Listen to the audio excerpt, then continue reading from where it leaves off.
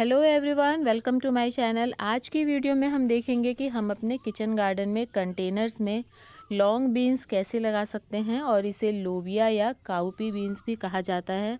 हमारे साइड इसे बरबट्टी कहा जाता है और इसे कंटेनर्स में लगाना बहुत आसान है। इसे मार्च से लेकर के जून जुलाई तक आप आराम से लगा सकते हैं। और देखिए, मैंने ये पौधे मार्च में लगाए थे और अब 2 महीने बाद इसमें फ्रूटिंग आना शुरू हो गई है। तो देखेंगे कि कैसे इसकी सीडलिंग करनी है और कैसे हमें मिट्टी तैयार करनी है। और अभी मई के महीने में मैं सीडलिंग कर रही हूँ, तो मैं डायरेक्ट सीड सो करूँगी। अगर आप मार्च में कर रहे हैं या फिर आप जून जुलाई में इसके पौधे लगा रहे हैं, तो आप इसकी पौध भी तैयार करके फिर शिफ्ट कर सकते हैं। लेकिन अभी आप लगाएंगे इतनी गर्मी में, तो आप पौध तैयार मत करिए। आप डायरेक्ट जिस कंटेनर में आपको लगाना है वहाँ आप इसके बीज लगाइए। तो देखिए, ये हैं लॉन्ग बीन्स के सीड्स और ये हाइब्रिड सीड्स है। और जब भी आप कोई भी वेजिटेबल कंटेनर्स में लगाना चाहते हैं, तो हमेशा कोशिश करिए हाइब्रिड सीड्स लेने की। इनमें रिजल्ट भी जल्दी आते हैं और बीमारियां भी कम लगती हैं। तो देखिए, ये है लॉन्ग बीन्स के सीड्स। आप इसे चाहें तो 7-8 घंटे पानी में भिगोकर भी रख सकते हैं, लेकिन मैंने नहीं भिगोए हैं, मैं इसे ऐसे ही लगा दूंगी। तो आइए देखिए, इस कंटेनर में मैं इसे लगाने वाली हूँ और इतने बड़े कंटेनर में मैं इसके 7-8 पौधे लगाऊंगी। तो पहले हम इसकी मिट्टी तैयार करेंगे लगाने से पहले। अगर आप नई मिट्टी में पौधे लगा रहे हैं, पहली बार अगर आप मिट्टी तैयार कर रहे हैं, तो आप 30 से 40% गोबर की खाद या वर्मी कंपोस्ट मिला करके मिट्टी तैयार कीजिए। लेकिन मेरी मिट्टी पुरानी है, मैं पहले से ही इस कंटेनर में सब्जियां लगाती आ रही हूँ। इससे पहले मैंने इसमें प्याज लगाए थे, तो कई तरह की खाद इसमें ऑलरेडी मिली हुई है। तो मैं दूसरी तरह से मिट्टी तैयार करूँगी। 30-40% मैं इसमें खाद नहीं मिलाने वाली हूँ।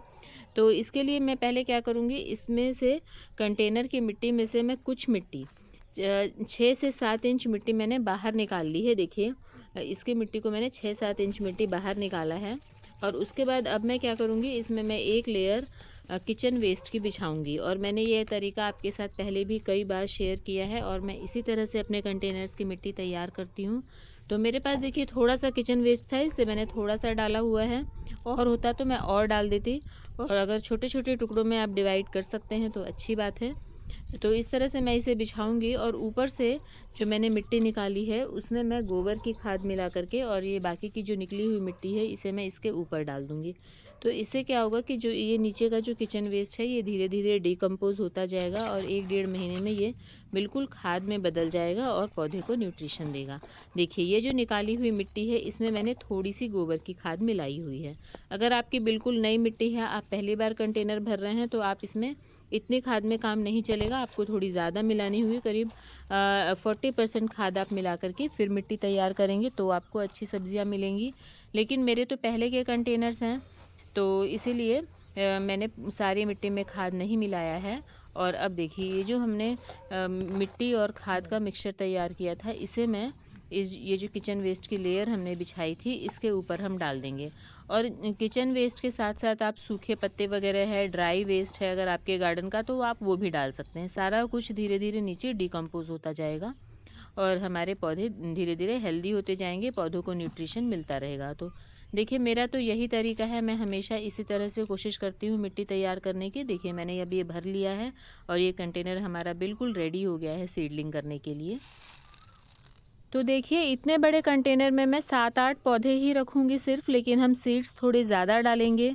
जितने पौधे आपको चाहिए होते हैं उससे हमेशा ज़्यादा सीड्स डालने चाहिए, क्योंकि कुछ सीड्स जर्मिनेट नहीं होते हैं। और अगर सारे के सारे जर्मिनेट हो भी गए, तो हमें जितने चाहिए उतने हेल्दी पौधे रख करके बाकी के पौधे हम हटा देंगे। तो देखिए, ये मैंने थोड़ी थोड़ी दूर पर 6-7 इंच की दूरी पर एक एक होल कर लिया है और मैं ये एक एक सीड डाल रही हूँ। बड़े बड़े सीड्स मैं छांट छांट कर डाल रही हूँ। और इतनी गर्मी में बहुत जल्दी इनका जर्मिनेशन हो जाता है, 3 से 4 दिनों में ही सारे सीड्स बाहर आ जाएंगे अगर सीड्स हेल्दी हुए तो।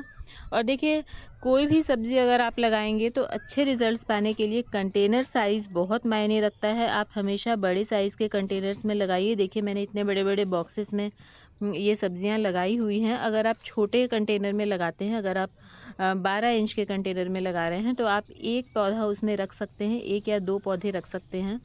और देखिए मेरा तो ये अपना एक्सपीरियंस है, मैंने लगा करके देखे हैं। अगर आप छोटे कंटेनर में लगा रहे हैं, मान लो आप जो प्रॉपर गमले आते हैं जिसमें हम फ्लावर्स वगैरह लगाते हैं, उसमें आप अगर 10, 11, 12 इंच के कंटेनर में एक एक पौधा लगा रहे हैं और आप 10-12 गमले तैयार कर लेते हैं, तो आपको उतनी अच्छी सब्जियां नहीं मिलेगी जितना आप एक बड़े कंटेनर में 10-12 पौधे अगर आप तैयार करेंगे तो उसमें ज़्यादा अच्छे रिजल्ट मिलते हैं। इसलिए हमेशा बड़े कंटेनर्स में लगाने की कोशिश कीजिए।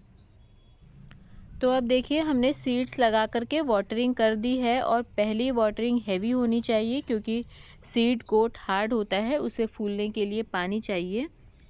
और अब हम जर्मिनेशन का वेट करेंगे, और देखिए ये है 5 दिन बाद का रिज़ल्ट, और हमारे सीड्स जर्मिनेट हो गए हैं देखिए। और ये देख लीजिए, मतलब करीब 8-9 सीड जर्मिनेट हुए हैं, और ये वाला जो बीज था ये अगले ही दिन निकल आया था। तो ये वाला प्लांट देखिए बड़ा हो गया, बाकी अभी छोटे हैं, और बीच बीच में देखिए कितनी सारी घास निकल आई है।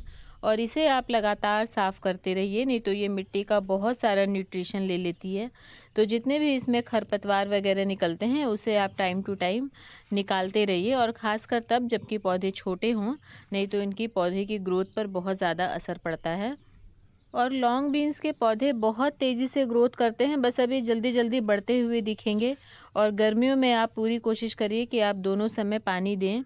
और पौधा लगाने के 1 महीने बाद मैं इसमें गोबर की खाद डालूंगी, और हर 25 दिन में 20 से 25 दिन के गैप में आप कोशिश करिए कि कोई ना कोई फर्टिलाइज़र अपने पौधों को ज़रूर दीजिए। या तो आप लिक्विड फर्टिलाइज़र डालिए, या फिर आप वर्मी कंपोस्ट डालिए, किचन की कंपोस्ट डाल सकते हैं, जो भी आपके पास अवेलेबल है।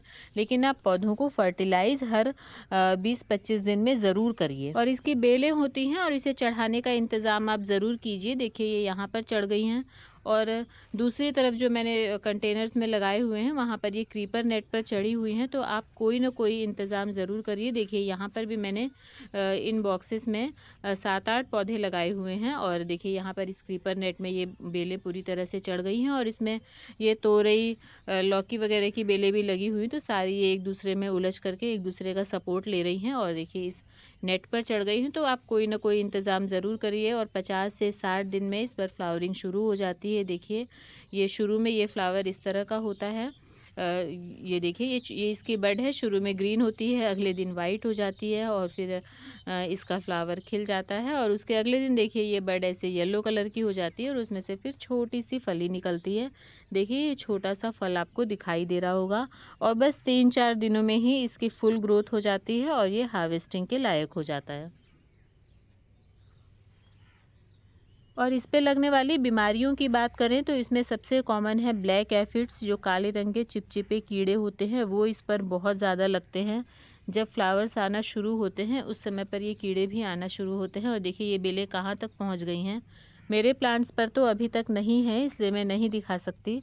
और ये बहुत ज़्यादा संख्या में एक साथ आ जाते हैं, तो इससे बचने के लिए जब आपके पौधे 1 महीने के हों उसी समय आप इस पर नीम ऑयल सॉल्यूशन का स्प्रे कीजिए। अच्छी तरह से पत्तियों को उलट पुलट करके स्प्रे कीजिए, और महीने में एक बार अगर आप इस सॉल्यूशन का स्प्रे करेंगे तो आपको ये एफिड्स नहीं लगेंगे। और अगर लग जाते हैं तो उसके बाद आप शुरू से ही अगर ध्यान देंगे, जहाँ पर लगते हैं उस ब्रांच को आप काट करके फेंक देते हैं, या फिर आप पानी के स्प्रे से सफाई करते हैं, फिर नीम ऑयल सॉल्यूशन स्प्रे करेंगे, तो फिर ये धीरे धीरे कंट्रोल हो जाते हैं। और अब देखिए 4-5 दिनों बाद ही हमारी ये बीन्स बिल्कुल रेडी हो गई हैं। और जब फल तैयार हो जाए तो उसे आप समय से तोड़ लीजिए, क्योंकि जब तैयार फल समय पर टूट जाता है तो नए फलों को एनर्जी मिलती है, और ये बीन्स बहुत जल्दी ही पकने भी लगती हैं। तो जैसे ही ये तैयार हो जाए आप इसे तुरंत हार्वेस्ट कर लीजिए। तो देखा आपने कितना आसान है बीन्स लगाना, और आप अभी भी इसकी सीडलिंग कर सकते हैं, और जून जुलाई तक आराम से कभी भी आप इसके सीड्स लगा सकते हैं। और अगर आपने अच्छी तरह से केयर करी है, समय समय पर अगर आप पौधों को फर्टिलाइज करते हैं, तो 2-2.5 महीने तक ये लगातार आपको बीन्स देती रहेंगी। तो अभी तक आपने अगर अपने किचन गार्डन में लॉन्ग बीन्स नहीं लगाई हैं तो एक बार ज़रूर ट्राई कीजिए। तो आज के लिए इतना ही, मिलते हैं नेक्स्ट वीडियो में। वीडियो पसंद आए तो लाइक कीजिए, चैनल को सब्सक्राइब कीजिए। Thank you.